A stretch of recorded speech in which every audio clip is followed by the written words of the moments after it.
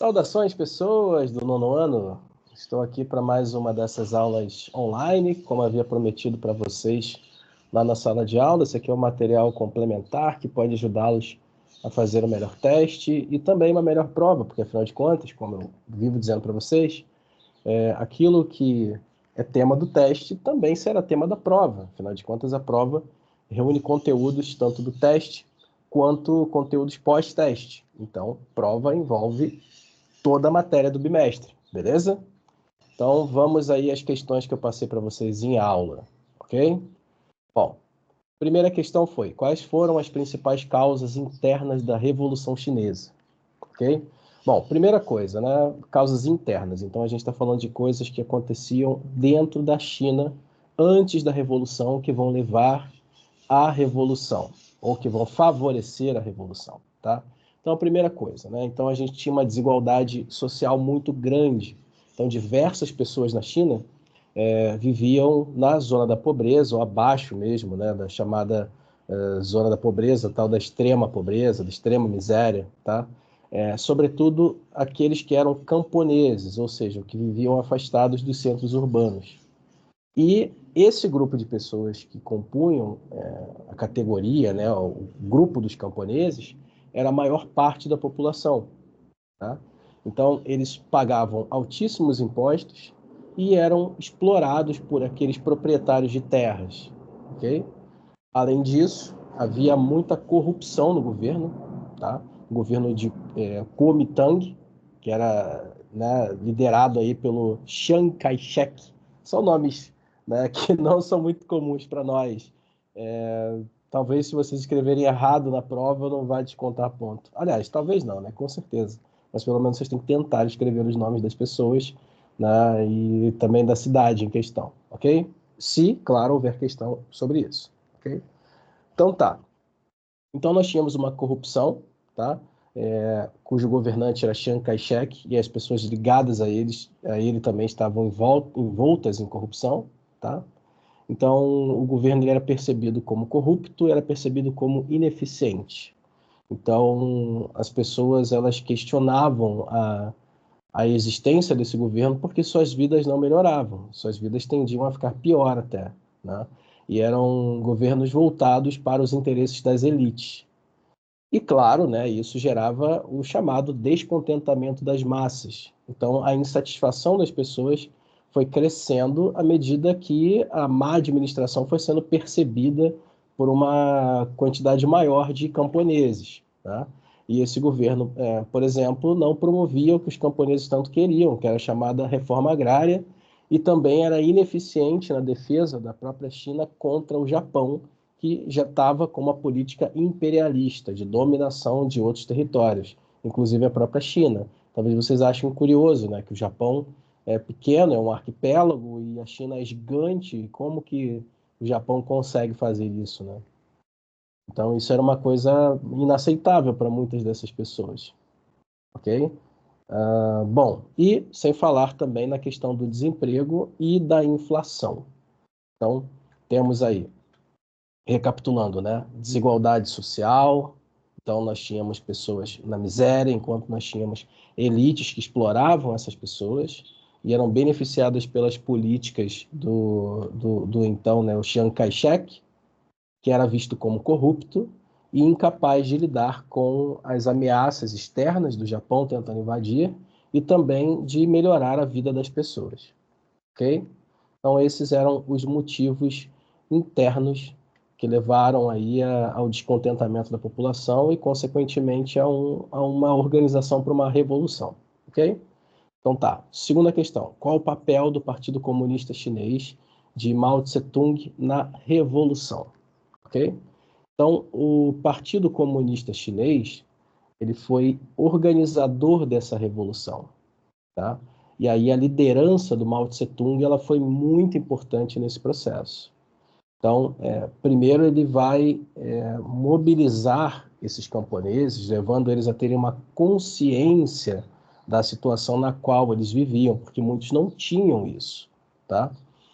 Então ele vai conscientizar essa população e depois ele vai começar a unificar as ideias em prol de uma causa maior, que é derrubar o Chiang Kai-shek e trazer uma revolução socialista ao país, tá? Então, esse partido ele vai lutar contra o Kuomintang, né? Durante essa guerra civil de 1927 até 1949, e depois de muitas derrotas, eles vão conseguir unificar essa força do campo, tá? E vão conseguir derrubar o governo até então e estabelecer o governo do Partido Único, que é desse partido comunista, né? Certo? 3. Como a longa marcha de 1934 e 1935 foi importante para o fortalecimento do Partido Comunista. Bom, essa longa marcha, ela, primeiramente, né, mostrou a força do Partido Comunista. Tá? Então, eles caminharam cerca de 9.000 quilômetros, fugindo, né, tentando despistar as forças do Kuomintang, que era a oposição a esse Partido Comunista que estava ligado ao poder do Chiang Kai-shek. Tá? Então, apesar de eles terem sido derrotados, né, em um dos confrontos que eles perderam, essa marcha ela solidificou a liderança desse Mao Tse-tung, tá? E ele acabou se tornando um símbolo de resistência e de perseverança. Quer dizer, mesmo com um grupo de camponeses, um poderio bélico inferior, muitas dessas pessoas em situações de miséria, né? Então, essa marcha, né?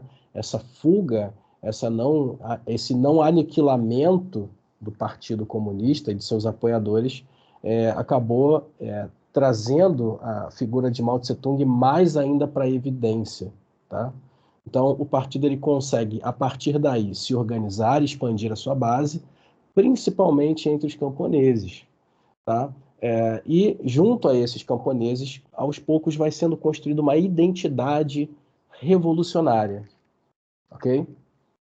E essa ideia da marcha, né, ela gera uma narrativa até heróica e vai aumentar o apoio das pessoas ao Partido Comunista Chinês, aumentando com isso a chamada coesão interna do partido, ou seja, a unificação das ideias em prol de uma causa. Que causa era essa?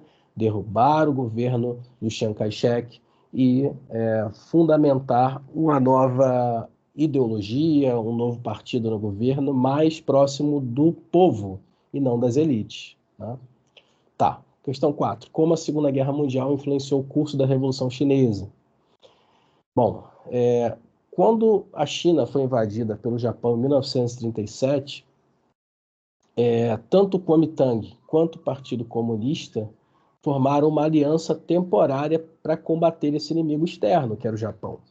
Tá? Só que, devido à guerra, né, esse Kuomintang ele vai sofrer, vai se enfraquecer, tanto pelas perdas da guerra, quanto pela corrupção, quanto também pela dificuldade de combater o Japão. Né? Enquanto isso, o Partido Comunista ele vai se expandindo, ele vai se consolidando, ele vai aumentando a sua influência, né, sobretudo entre os camponeses. E aí, quando termina a Segunda Guerra Mundial, esse Partido Comunista Chinês ele está muito mais forte do que antes e Kuomintang ele está mais fraco do que antes. Tá? Então, isso vai favorecer essa guerra civil, tá? Que vai levar o Partido Comunista a chegar ao poder na China. Ok? 5. Quais foram as principais mudanças sociais e econômicas após a vitória comunista? Bem, houveram transformações significativas. Né? A primeira coisa, que era assim, um pedido do povo, né? Era uma coisa assim, promovida pelo Partido Chinês, na sua tentativa de arrebanhar mais pessoas para fazer parte dele, para aderir a esse movimento revolucionário, né? Que é a chamada reforma agrária. Então, diversas terras foram confiscadas desses proprietários ricos, que eram beneficiados no governo de Chiang Kai-shek, e redistribuídas aos camponeses, acabando assim com aquela estrutura feudal em que os camponeses pagavam tributos, né, impostos aos donos de terras. Lembra que isso daí foi um dos motivos para a Revolução, né, para a adesão às ideias da Revolução, a exploração dos camponeses pelos proprietários de terra? Tá? Então, quando esse partido chega ao poder, ele vai fazer justamente isso: pegar essas terras desses proprietários ricos e redistribuir entre os camponeses, acabando com aquela coisa de senhor feudal no Japão, né, que você vê muito em coisas assim, samurai, coisa de samurai, Samurai X, aquele anime, né? Bom, a outra coisa também vai ser a coletivização da agricultura, tá?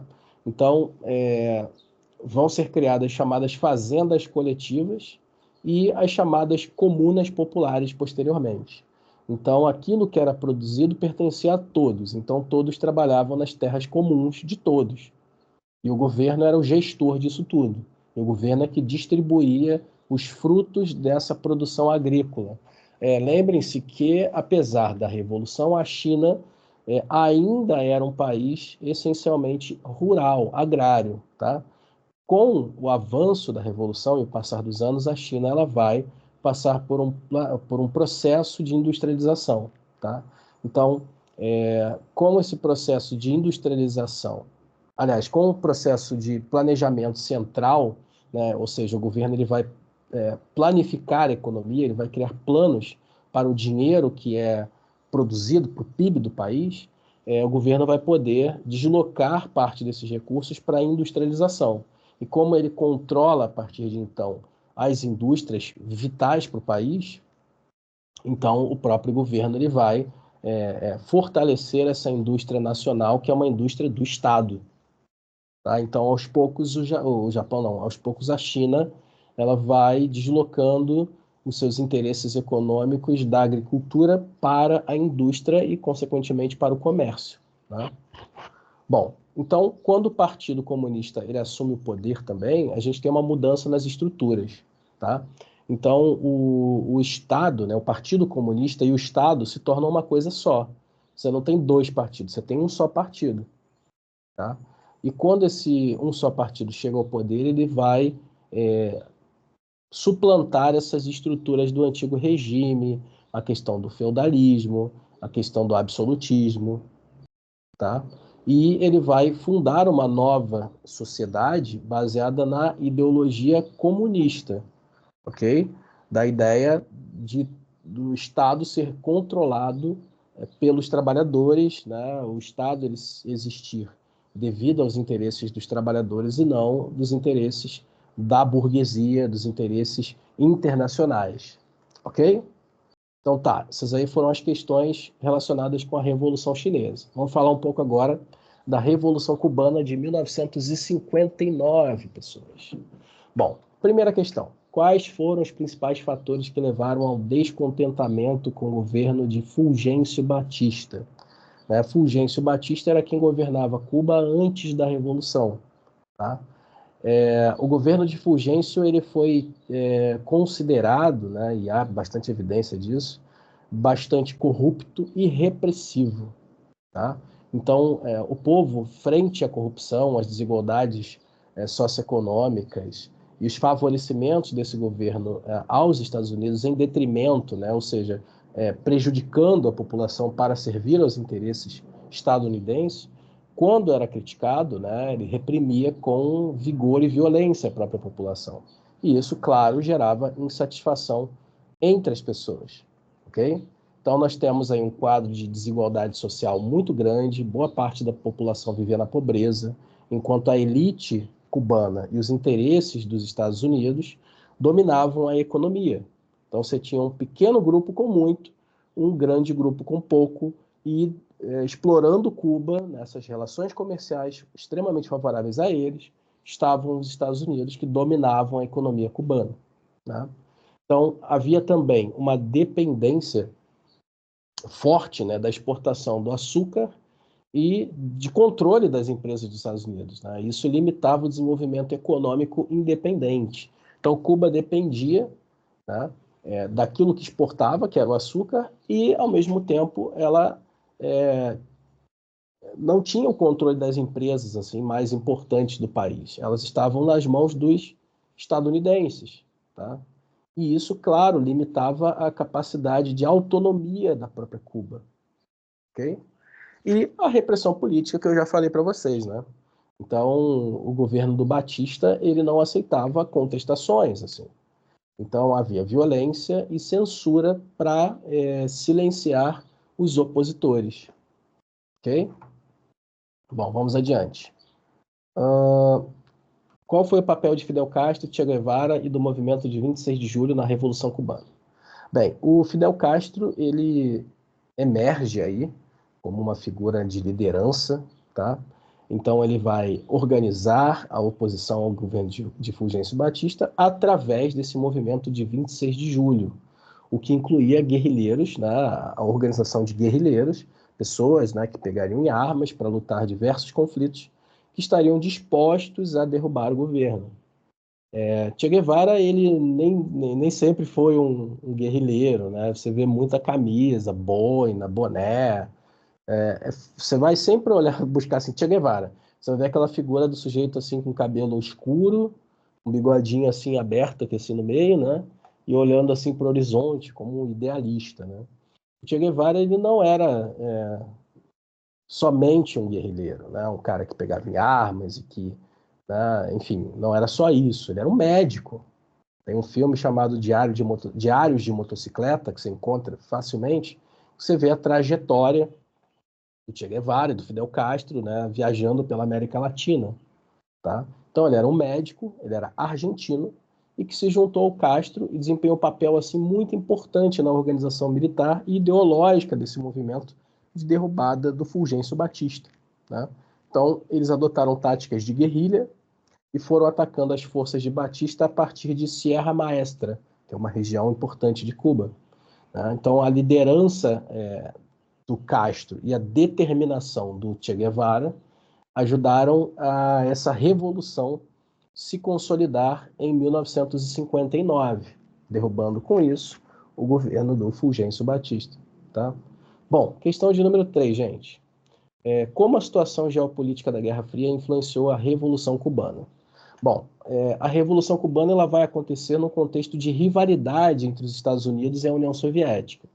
Tá? Então, Guerra Fria, pensou Guerra Fria, pense nisso, né? Disputa ideológica entre Estados Unidos e União Soviética para tentar mostrar ao mundo qual o modelo de sociedade mais eficiente. O modelo socialista, que é o soviético, ou o modelo capitalista dos Estados Unidos. E ambos os lados tentavam criar propagandas contrárias aos opositores, né? Corrida espacial, por exemplo, né? Você pensa, mas por que vai disputar quem chega na Lua, quem chega não sei o quê? É simples, né? Isso mostra o poder tecnológico.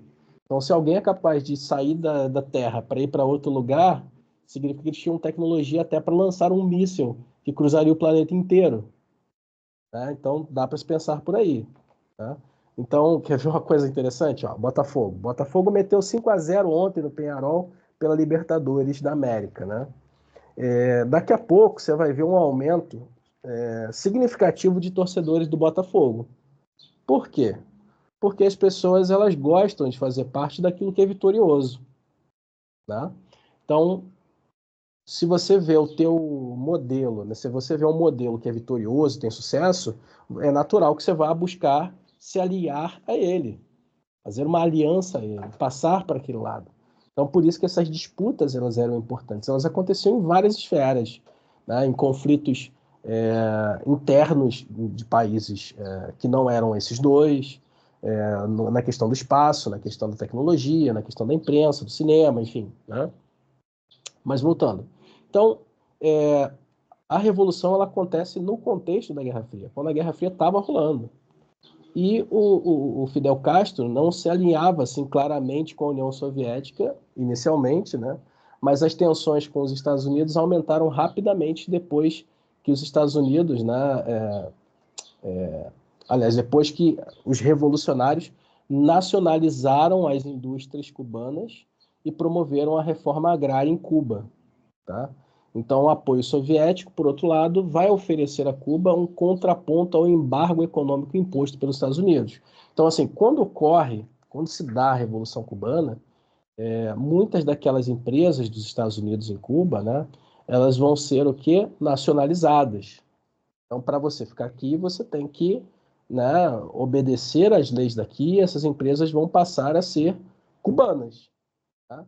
Os Estados Unidos, claro que vão se opor a isso, e vão se opor também às reformas agrárias, porque mexiam na estrutura do poder em Cuba, e esse poder em Cuba era de interesse dos Estados Unidos. Tá? Então, quando Cuba faz essas transformações na sua sociedade, os Estados Unidos vão entrar com embargos econômicos contra Cuba. E aí a União Soviética vai formar uma aliança com Cuba, tá? E isso vai culminar na chamada Crise dos Mísseis, de 1962. A crise dos mísseis foi um evento, né, quando houve uma instalação de mísseis soviéticos, mísseis da União Soviética, em Cuba, né? O que quase que levou a um incidente assim, nuclear de proporções catastróficas, vamos botar assim, tá bom? Tá. Quais foram as principais mudanças implementadas pelo governo revolucionário cubano até após 1959? O governo revolucionário cubano promoveu uma série de mudanças. Primeiro, a reforma agrária. É bem parecido lá com o que a China fez, né? A reforma agrária. Que isso daí é um baita ponto assim, dos governos socialistas, de base comunista, né? A ideia de entender que a terra ela é muito importante. Aqueles que detêm a terra detêm capital. Então, esse capital não deve ficar na mão da burguesia. Então, esse poder tem que ser dividido para o povo. Né? Então, grandes propriedades agrícolas foram nacionalizadas e redistribuídas para os camponeses. Tá?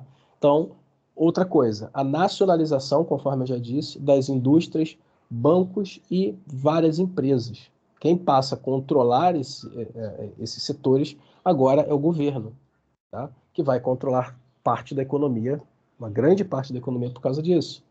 E reformas no sistema de saúde e de educação.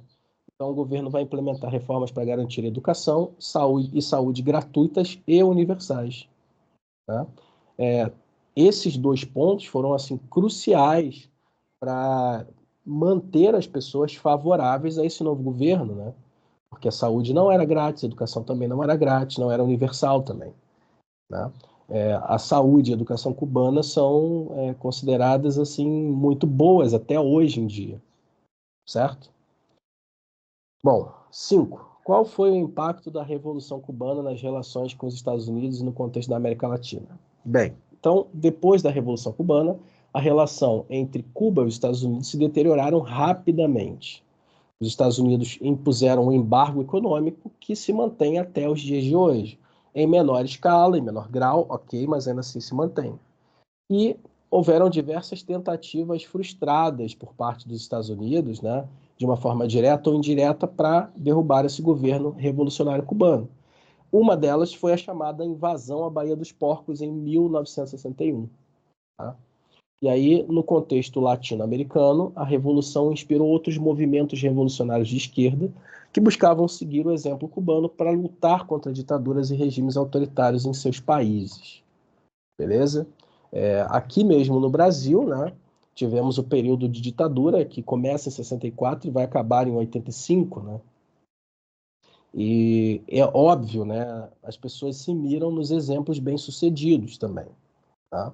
Então, como eu já falei para vocês, eu acho que foi ano passado, né, que eu falei com vocês que a Revolução Francesa e a independência dos Estados Unidos vão inspirar outros lugares a buscar transformações sociais, né? Então, a burguesia vai lutar contra o absolutismo inspirado no sucesso da Revolução Francesa e outros países que eram colônia vão tentar lutar contra suas metrópoles inspirados na Revolução, na independência dos Estados Unidos.